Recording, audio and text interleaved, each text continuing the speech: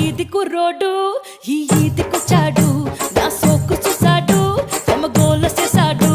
ఆ ఈది కుర్రోడు ఈ ఈదికొచ్చాడు నా సోకు చూసాడు కొమ్మగోల చేశాడు